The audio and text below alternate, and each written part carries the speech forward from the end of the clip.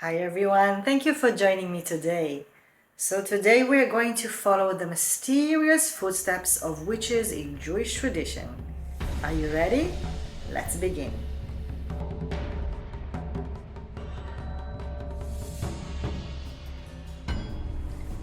In the old world, magical practices were performed by men and women.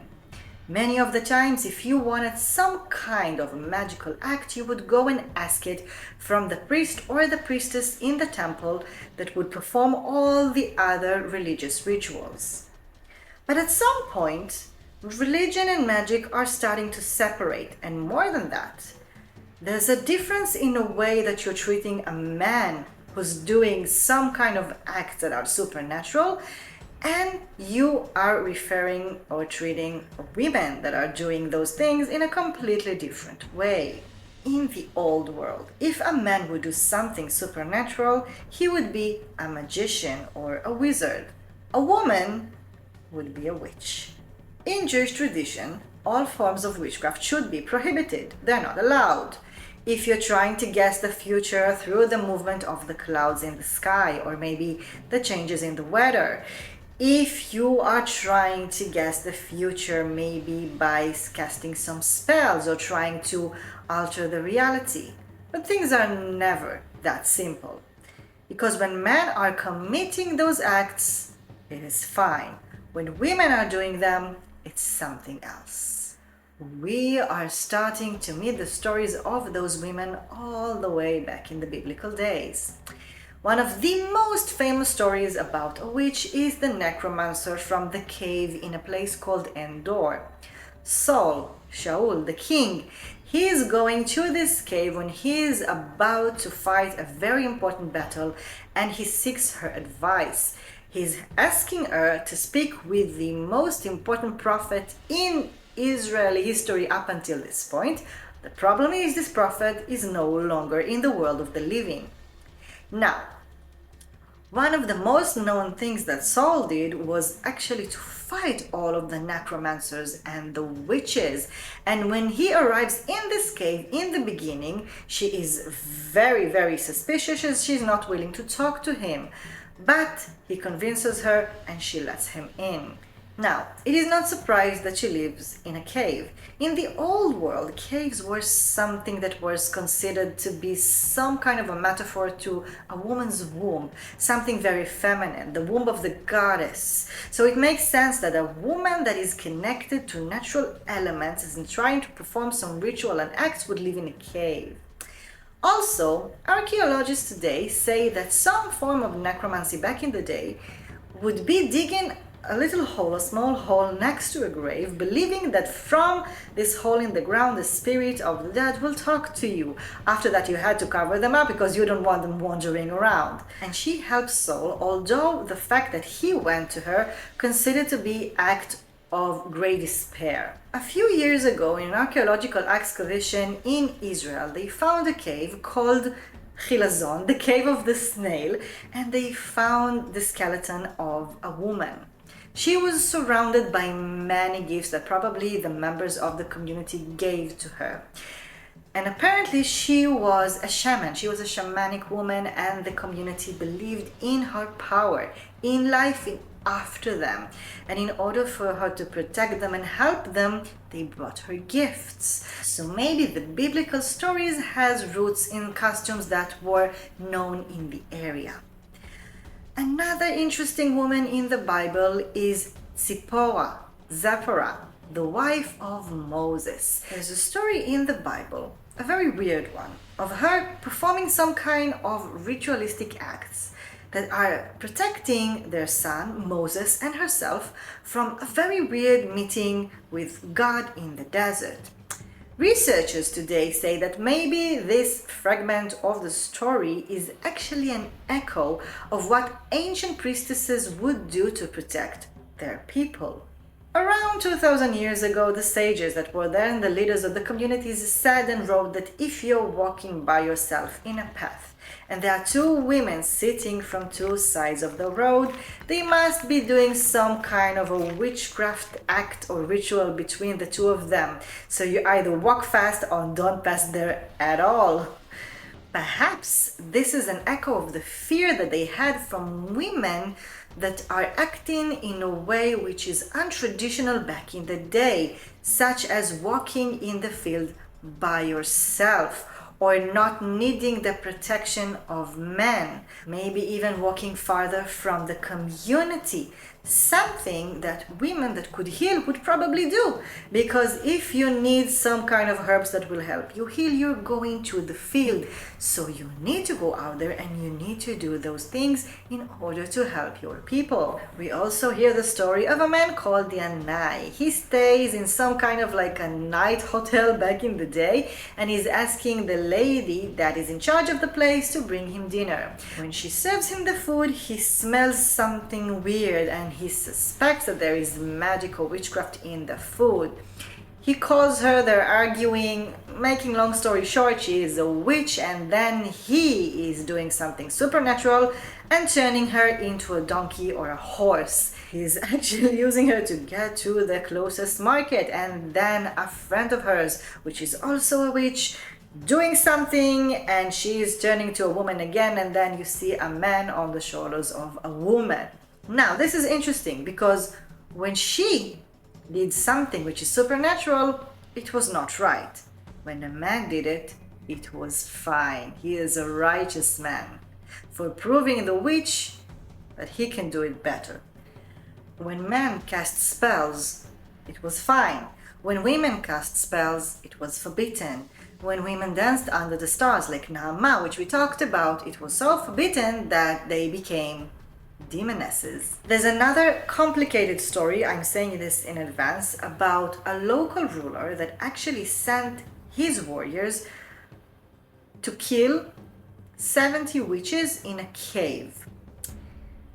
This is a very odd story, and we don't exactly understand, first of all, why he had to go all the way there. I mean, there are tons of explanations, but still today this is a bit of an odd story. And he tells them, when you get to the cave, you have to call them out because they are in this sacred feminine womb, but they need to come out of the cave, and then you need to hang them on the trees because you want to separate them from the earth, which is a source of power that they had. So they were aware of the connection between feminine powers and the earth, the ground. I don't like the story. I want to believe it didn't happen, but if it did, researchers today try to understand why it was so disturbing for people that would be this community of women living in a cave. Now, there are a lot of assumptions. Some say that these were women that came from a difficult financial background and they didn't want to be like this extra burden on their families, so they chose to go and live in this some kind of a faraway eco community where they can live together. Some say that they were women that preferred to be in the company of other women, so they chose to just live there. There are others who say that for some reason they were women who couldn't get married. Physical condition, mental condition, maybe they were old, maybe they had husbands in the past, so they just go and live in this community of women. And again, just like the story of passing in the field and seeing two women, there's something in women that choose to live by themselves, apart from the very masculine society of the day that apparently scares people. So they're all witches and you need to fight them. We know of women such as Yohani Bat Retivi, that she was a midwife and they said that she used her magic to do things. And maybe it was some kind of a tryout to take a woman that has knowledge about giving birth and supporting women and finding solutions to difficult medical issues and turning her knowledge into witchcraft, which was something forbidden. We know of Kumish bat Bachlafta and Midruch bat Bana, that were women that we find their names on incantation balls that they gave to families that either buried or broke them under the house to protect the people inside the house. And there's a text that describes them going up to the roof of their house, which they're trying to protect, arguing with supernatural forces and doing a lot of things, and then they create this artifact of magic and are giving it to the family. A lot of female figures find their way into those interesting stories. Sometimes not all of them are bad. Now, it's different when they have maybe divine roots. For example, there's a story about a woman that was actually a goddess, a local fertility goddess called Atargis. And the one that was maybe in charge of her was this supreme fertility goddess of the area. And she makes this local fertility goddess, Atargis, fall in love with a simple fisherman. They fall in love and they have a child, a daughter. But when the magic goes away and Atargis realizes that someone as noble as her fell in love with a common fisherman, she's so embarrassed that she jumps into the sea and turns into a fish. Her daughter is being raised by doves, by pigeons. And later on, it's a very long story, you can find it online, you can read it. Somehow she finds herself as the wife and the queen of one of the most known kings in Babylon. They say that she is the one who built the miraculous gardens of ancient Babylon that were considered part of the magnificent things of the old world, of the ancient world.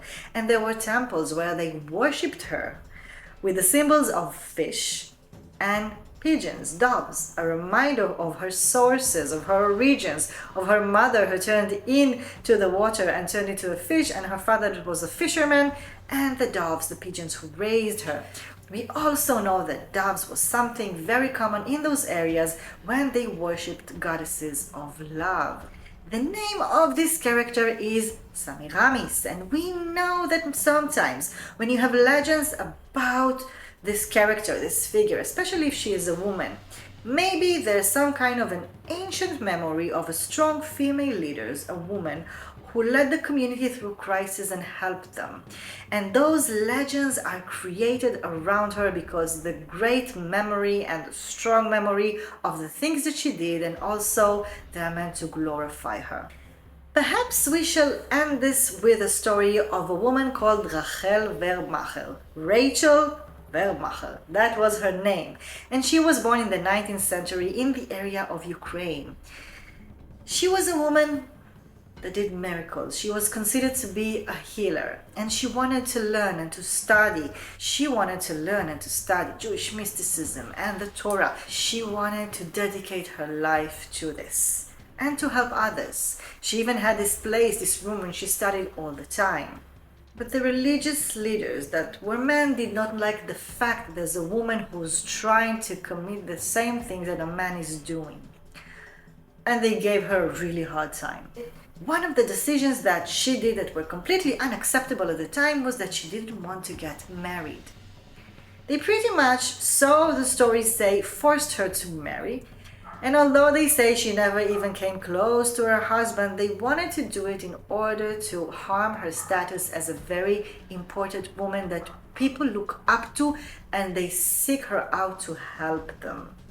They say that she got married and divorced a few times. There are many versions of the story. We don't have a very reliable documentation. But some say that in late 19th century, she came to Israel and lived here with a group of people that still worshipped her. So what turns someone into a magician, to someone who it's allowed for him to cast spells and to do things that are supernatural? And what turns someone else into being a witch? Many times in history, the difference is the gender. Probably one of my favorite sentences is that difference between being assertive and aggressive is your gender. And in our stories, we see that the way that they are treating men and women when it comes to magicians and witches is very different. Anyhow, I would like to thank all of you witches, magicians, and wizards out there that came here and listened to what I have to tell you. Do you know other stories about characters and figures that we can learn from? Maybe you know different version of the stories that I told here. If you do share it with us. And thank you so much. I will see you next time.